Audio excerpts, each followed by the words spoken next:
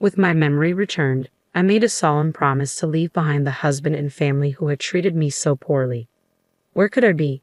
My name is Meg, and I'm 28 years old. Awakening, I discovered myself nestled in a hospital bed. Perplexed by my surroundings, the sound of approaching footsteps caught my attention. Suddenly, a man burst into the room, his face contorted with anger. Yet to my bewilderment, I had no recollection of him whatsoever. I have no idea who this man is. Excuse me, but who are you? I inquired, my voice tinged with confusion. Meg, are you kidding me? If you're awake, you must be fine. So, leave the hospital right away. Being hospitalized is such an overreaction. You're dragging me into this mess. His tone was harsh and accusatory, catching me off guard. How rude of him to shout at me upon our first meeting. As his voice echoed through the room, a nurse and a security guard rushed in, swiftly removing him from the scene. I remained frozen in shock, grappling with the abruptness of the encounter.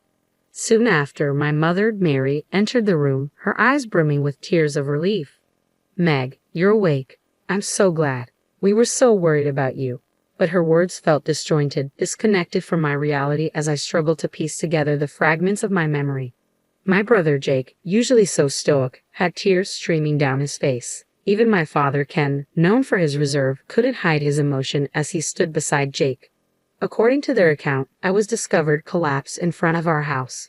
I had suffered a concussion and a deep cut on my head requiring stitches, injuries of which I had no memory. Apparently, a neighbor had witnessed my fall and called for medical help due to the significant bleeding.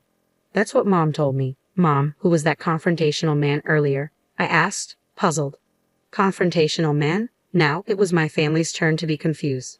After a conversation with the nurse and security guard who had escorted the man out, it became apparent that the aggressive individual was supposed to be my husband. Wait. I'm married. I have absolutely no memory of that. I exclaimed, stunned by the revelation. Meg, are you serious? My brother's concerned gaze bored into mine. Why did you collapse in front of that house? And that guy earlier, he was yelling at you to leave the hospital right away. Do you have amnesia? My mother muttered, her worry evident as she quickly reached for the nurse call button. After explaining the situation to the nurse, I underwent a battery of medical tests. With too many procedures to complete in a single day, and results not immediately available, I found myself inundated with visitors as I waited. My coworkers arrived bearing my favorite snacks, flowers, fruit, and other thoughtful gifts to aid in my recovery. Some even brought personalized tokens of affection. Friends streamed in one after another, their concern palpable as they came to check on me. Amidst the influx of well-wishers, amidst the love and support pouring in, there emerged a discordant note. Shockingly, it came from my own husband, Kevin, and his parents. How long do you plan to stay in the hospital? Do you have any idea how much this is costing us? Who do you think is footing the bill? You need to get out of here as soon as possible. You're being lazy. Get back to work immediately. Your absence is causing us significant problems. These incredulous remarks were uttered by none other than Kevin and his parents amid the sea of concerned faces. When my father witnessed their callousness, he was taken aback, seeing a side of them he'd never known. My daughter is gravely injured. She's here because she needs medical care. You heartless people have no right to speak to her in such a manner, he retorted, his voice carrying a firmness I hadn't heard before from his typically gentle demeanor. Please leave at once. My brother and mother echoed my father's sentiment. Your presence is not welcome here anymore. That day, pressured by my family's firm stance, I hastily departed. Yet despite my swift exit, my husband and in-laws persisted, bombarding the hospital staff with complaints and demands for my discharge. Eventually, I was relocated to a private room, where their access was promptly restricted. Remarkably, the hospital granted me the privilege of staying in the private room at the cost of a shared one, a stroke of luck amidst the chaos. As test results trickled in, revealing a significant loss of memory, the surreal nature of my situation dawned upon me. How could such a thing happen in the realm of reality? Initially suspected to be a result of traumatic injury, the absence of brain bleeding despite my head striking the concrete road raised doubts about the diagnosis. The diagnosis unveiled a psychological condition triggered by the impact to my head, plunging me into a bewildering state. I grappled with the incomprehensible reality unfolding before me, unable to even recall the visage of my purported husband, let alone fathom our marital bond. It appeared to have been wedded and cohabiting with my in-laws. Kevin, my supposed spouse at 35 years old, toiled at my in-laws' establishment while I served as a secretary elsewhere, a semblance of normalcy amidst the turmoil. However, normalcy quickly unraveled as I learned of the suffocating grip under which my actions were ensnared by Kevin and his family. They seized control of my earnings, converting my labor into their gains, casting a shadow over what should have been wedded bliss. My salary vanished almost as swiftly as it appeared, leaving me bereft of financial autonomy. Amidst the fiscal suffocation, I found myself shackled to the endless demands of household chores, a burden unjustly heaped upon me as Kevin shirked his responsibilities, citing archaic gender norms as justification.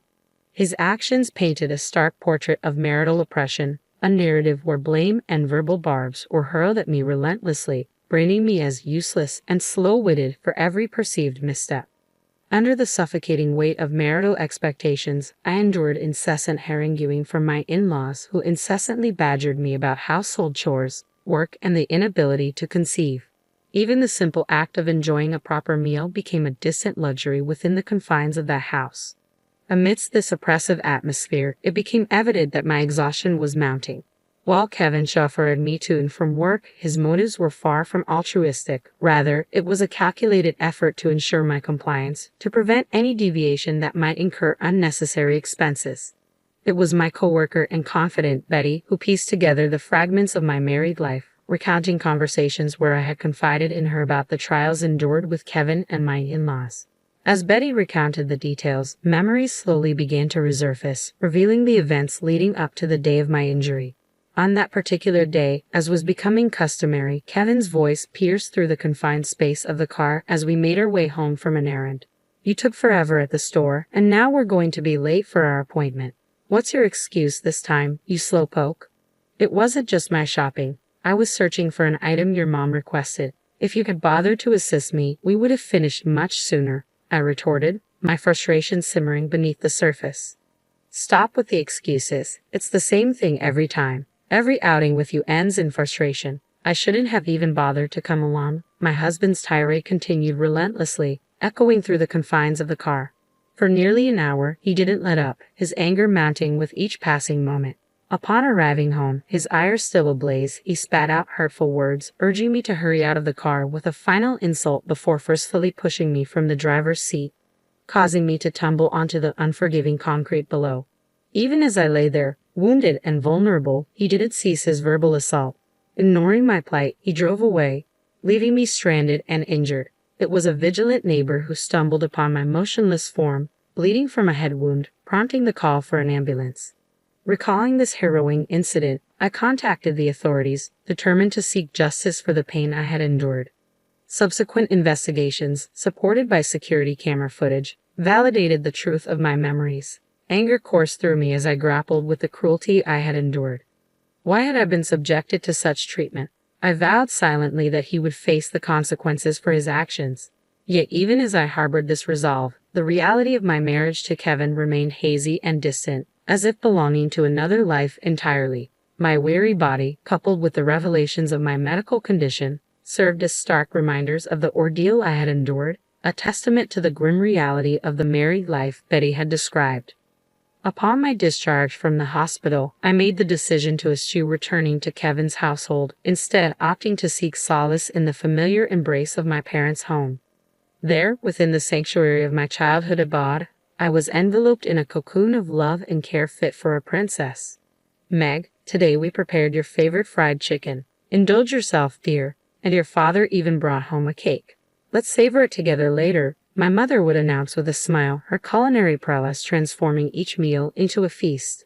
Meanwhile, my father and brother lavished me with unwavering attention and support. Under the tender ministrations of my family, my body gradually found renewal with each passing day. My workplace, understanding of my plight, encouraged me to take a leave of absence, insisting that I return only once fully restored. In the embrace of my parents' nurturing care, not only did the wounds from my accident begin to heal, but the burdensome weight of fatigue began to lift as well. Remarkably, even my hair and skin, ravaged by the ordeal of hospitalization, regained their former luster. It was a testament to the profound impact of stress. Burdened by the weight of my tumultuous married life, A sudden wave of anxiety gripped my thoughts. Must I return to that house simply because of marriage? The question spilled from my lips, betraying my unease. Don't concern yourself with that, dear. No one will compel our beloved daughter to endure such hardships. You must sever ties and seek a divorce as soon as possible, reassured my mother, her words a balm to my troubled soul. Following a family discussion, it was decided to seek legal counsel from a trusted friend of my father, a lawyer who had known me since childhood and shared a long-standing relationship with my family. Upon learning the details of my plight, the lawyer, much like my family, expressed vehement outrage and resolved to assist in every possible way. With the guidance of this skilled legal advocate, the process of divorce commenced smoothly, offering a glimmer of hope amidst the darkness of my marital ordeal. Meanwhile, within the confines of Kevin's household, simmering resentment filled the air as Kevin and his parents seethed with frustration. When will she return? The smooth operation of the store depends on her. We can't afford to wait any longer, Kevin lamented, his tone tinged with irritation. Echoing his sentiments, his mother-in-law interjected, "She's been discharged from the hospital, hasn't she? There's no reason for her to remain away. Instead of idling, she should focus on providing us with an heir." Adding fuel to the fire, his father-in-law chimed in, "She's become too accustomed to being coddled. Once she returns, we'll need to remind her of her responsibilities." In their desperation, they resorted to incessant calls to my parents' home, each inquiry dripping with urgency. "Is Meg there? Why hasn't she returned yet? Surely she's recovered by now. We have our business to consider, so we implore you to send her back immediately." My brother relayed the relentless demands they had made over the phone. Despite my family's unanimous support for my decision to stay away, I felt compelled to retrieve my belongings from the house. Seeking legal guidance, I enlisted the aid of a lawyer, and my father agreed to accompany me on this endeavor. From the moment I set foot inside, tension hung thick in the air, and accusatory tirades began anew. "How long do you intend to linger at your parents' home? Why haven't you been answering your phone? Your negligence is appalling. It's high time you return to your duties. There's an overwhelming backlog of chores and responsibilities awaiting your attention." Kevin and my in-laws berated me without restraint. However, their vitriol was swiftly silenced as the lawyer and my father entered the room, their presence commanding a momentary pause in the onslaught of accusations. "Why did you bring a lawyer? What business do they have here?" they demanded, their anger palpable. "Let's take a moment to sit down and talk," the lawyer intervened, her calming presence guiding them towards the living room alongside my father. As they engaged in discussion, I retreated upstairs to my room, my mind swirling with uncertainty. Why had I returned to this oppressive environment? It dawned on me that I had left behind crucial evidence of the emotional abuse endured within these walls, a diary meticulously chronicling the hurtful words and actions of Kevin and my in-laws. The lawyer had stressed its importance as evidence, and I possessed another piece of damning proof, carefully concealed from prying eyes. As I busied myself with packing, the tense atmosphere downstairs erupted into a cacophony of voices. "Who consented to the divorce? You can't make decisions on your own." The sharp sound of impact echoed through the house, sending a shiver down my spine. It was evident that my father and the lawyer had broached the topic of divorce, sparking a volatile reaction from Kevin and his family. Frantically clutching my packed belongings, I hurried downstairs, only to be met by Kevin emerging from the entrance, his accusatory words cutting through the tension. "What's with the luggage? Are you not planning to return? And who's spreading rumors about winning a divorce? Explain yourself." His voice was laced with anger as he reached out towards me. Thankfully, the lawyer intervened just in time, her presence a barrier between us. "Violence is never acceptable," she asserted firmly. "I'm not being violent. I just want to talk to her," Kevin protested, his frustration evident. "You need to communicate calmly," the lawyer insisted, maintaining a firm stance. However, as Kevin attempted to approach me once more, the doorbell chimed with an urgent tone. "Yes, who is it?" My mother-in-law's voice crackled through the intercom. "We are the police. Is Kevin Davis at home?" came the unexpected reply. "Kevin Davis is my husband's full name. What could the police possibly want here?" My mother-in-law's voice quivered with apprehension. "Could you please open the door if Mr. Davis is present?" The police persisted. With a sense of urgency, my mother-in-law hastened to the door and swung it open. "Excuse us, which one of you is Kevin Davis?" the officers inquired. That would be me, my husband responded, his tone tense. Kevin Davis, you are under arrest on suspicion of assault. Please come with us to the station, the police declared, their words hanging heavy in the air. As the police officer made the announcement, the tension in the room was palpable. I could hear my mother-in-law's sharp intake of breath, a testament to the shock rippling through the household. My husband, too, appeared shaken, his voice trembling as he questioned, "Why me?" His confusion was evident, but there was no denying the gravity of the situation.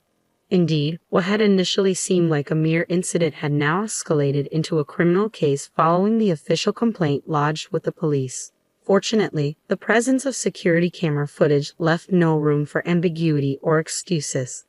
Initially, my husband was led away in silence. However, his composure quickly gave way to vehement protests. "I'm not at fault. It's her clumsiness that caused this. It's an exaggeration to call it assault just because I nudged her. Meg, are you even listening? Withdraw the complaint immediately." His shouts reverberated through the house, drawing the attention of concerned neighbors who began to gather at the entrance. Amidst the chaos, my mother-in-law's anguished cries pierced the air, while my father-in-law stood in stunned silence. Choosing to ignore the tumult unfolding behind us, my father, the lawyer, and I departed from the house, leaving behind the tumultuous scene. Subsequently, we took decisive action by dispatching a certified letter to my husband and in-laws, formally initiating divorce proceedings.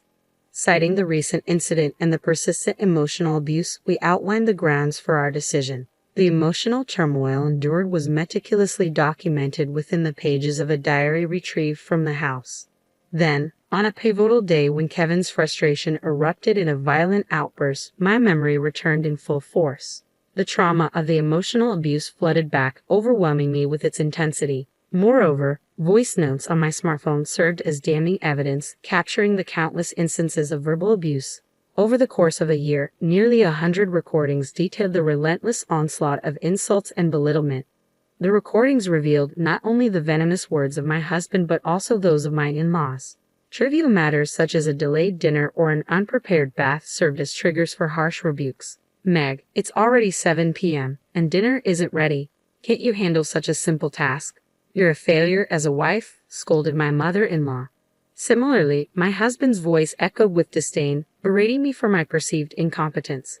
The barrage of insults, calling me a failure, useless, a slacker, and slow-witted, left me recoiling in horror. Just listening to the recordings caused me to shrink within myself, each word a painful reminder of the relentless abuse endured. The incontrovertible evidence presented by the diary and voice recordings left no room for denial or dispute. With such solid proof in hand, the divorce proceedings proceeded smoothly and swiftly. In addition to the certified letter, I included a crucial piece of evidence, a copy of Kevin's medical test results. Despite enduring unwarranted blame from my in-laws for our inability to conceive, the truth revealed in the test results was irrefutable. Kevin suffered from azoospermia. I had kept this information private out of concern for Kevin's ego, but with the decision to divorce, there was no need to maintain silence. This revelation shattered any illusions my in-laws held regarding their son's role in our infertility struggles. Throughout the legal proceedings, Kevin's lack of remorse and persistent attempts to shift blame only served to worsen his case. His behavior in court left a poor impression on the judge, resulting in a prison sentence without the possibility of probation. Furthermore, I pursued legal action against him for emotional abuse and psychological domestic violence in civil court, seeking both justice and compensation for the suffering endured. As for my feelings towards my husband, any semblance of affection had long since dissipated with the return of my memory. The impending separation brought a sense of relief, knowing that I would no longer have to endure his presence. With Kevin behind bars, I could finally find solace and closure. As for my in-laws, their initial reluctance to accept responsibility quickly dissolved when confronted with the evidence of emotional abuse. Fearing repercussions for their business, they agreed to a substantial settlement, eager to avoid further tarnishing their reputation. Despite their initial protests, they ultimately acquiesced, recognizing the gravity of the situation and the need to sever ties completely. The fears harbored by my in-laws manifested into a harsh reality. With their son, who was an integral part of their business, arrested, the whispers of gossip began to circulate. Rumors painted a grim picture of domestic violence, tarnishing the reputation of their store. Despite their daughter-in-law's contributions, she was subjected to bullying and exploitation, forced to toil without compensation at their establishment. As the rumors spread like wildfire, the once thriving business began to wither. Customers dwindled, and within a mere 6 months of Kevin's arrest, the store succumbed to bankruptcy.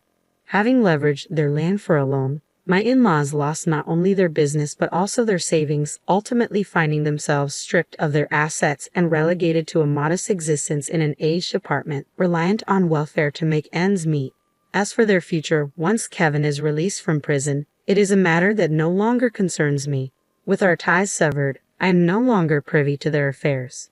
Meg, how about dinner tonight? Ronald, my boss and current boyfriend, asks cheerfully as we wrap up work. Come on, Ron, everyone's still around. I laugh, glancing at our colleagues. You two are just too adorable. It's sickeningly sweet, teases one of them. We're not bothered by your jealousy, Ronald retorts playfully, ignoring the banter. With a mischievous grin, he adds, I've already made reservations. Let's not keep the food waiting. In the years following my husband's arrest and subsequent release, Ronald has been a steadfast source of support. He has patiently listened to my struggles and provided unwavering assistance, even offering rides to and from work when needed. One day, out of the blue, my ex approached me with a proposition. Meg, I have something to discuss. Let's give our relationship another shot. I've changed and I'm confident we can make it work, he declared. Ronald, caught in the middle, swiftly stepped in. Leave her alone. Unfazed, my ex retorted, this doesn't concern you. It's between Meg and me. Stay out of it. Ronald stood his ground, asserting, Meg is important to me. You need to let go. If I see you bothering her again, I won't hesitate to involve the authorities. Fortunately, I haven't encountered my ex since that incident. Ronald, with his athletic build and determined demeanor, proved to be a formidable presence against my comparatively smaller ex. Despite his tough exterior, Ronald has a soft spot for sweets, a charming contrast that adds to his appeal. He's an exceptional individual who always respects my choices and opinions.